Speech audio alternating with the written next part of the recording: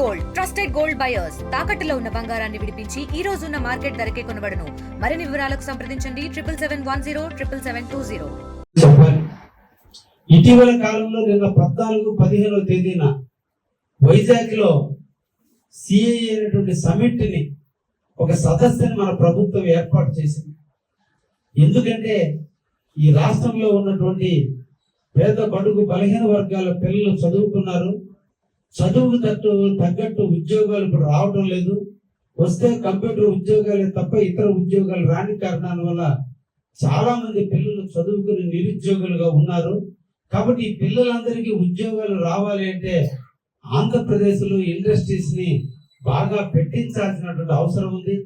కొత్త కర్మాగారాలు, కార్యాలయాలు ఏర్పాటు చేయగలిగితే, కొత్త ఇండస్ట్రీస్ ని పెట్టగలిగితే, కొత్త వ్యాపారస్తుల్ని మన ఆంధ్రప్రదేశ్కి తీసుకురాగలిగితే వాళ్ళ ద్వారా మన ప్రాంతంలో చాలా మందికి ఉద్యోగాలు వస్తాయి.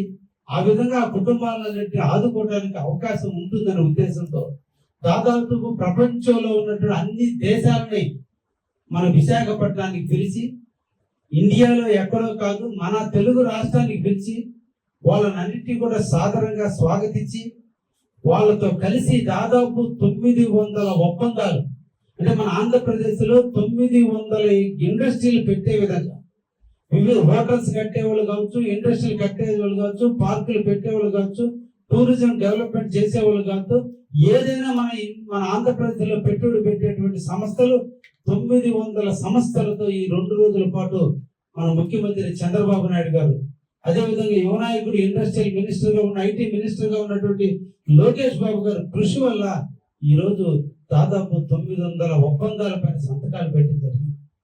ఈ అన్ని ఒప్పందాల వల్ల 13 లక్షల కోట్ల రూపాయల ఆంధ్రప్రదేశ్ లో పెట్టుబడి పెట్టడానికి ఈ రోజు ప్రపంచ దేశాలన్నీ కూడా ఆంధ్ర వైపు చూశాయి. నిన్నటి రోజున ముఖ్యమంత్రి గారితోనూ లోకేష్ బాబు గారితోనూ ఒప్పంద పత్రాల పైన సంతకాలు చేశారు, అగ్రిమెంట్ చేసుకున్నాం.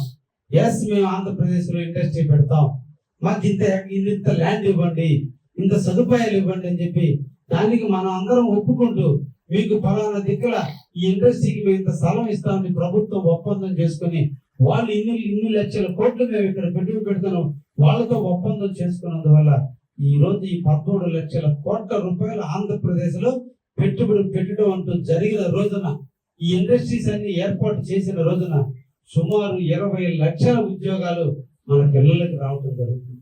వీళ్ళందరూ కూడా మన ఆంధ్రప్రదేశ్ తెలుగు సంబంధించినటువంటి మన తెలుగు వారికే ఈ ఉద్యోగాలు వస్తాయి.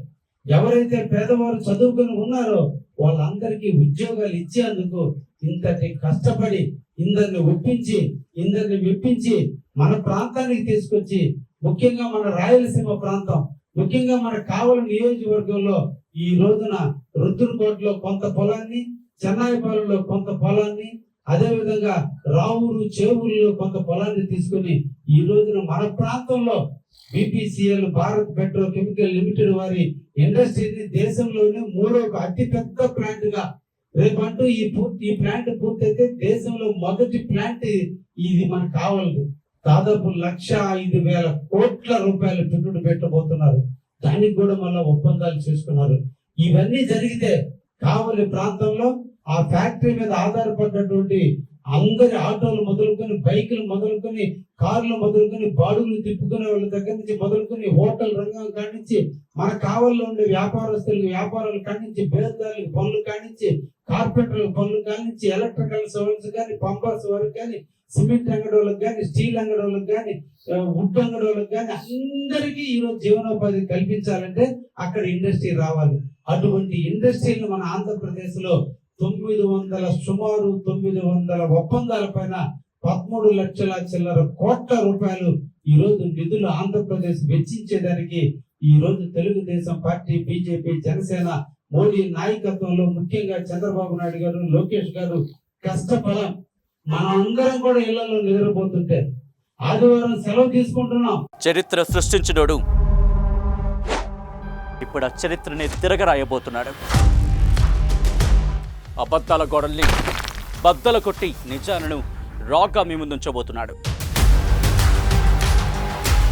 నిజమైన వార్తల కోసం వెంటనే డౌన్లోడ్ చేసుకోండి రా యాప్ని.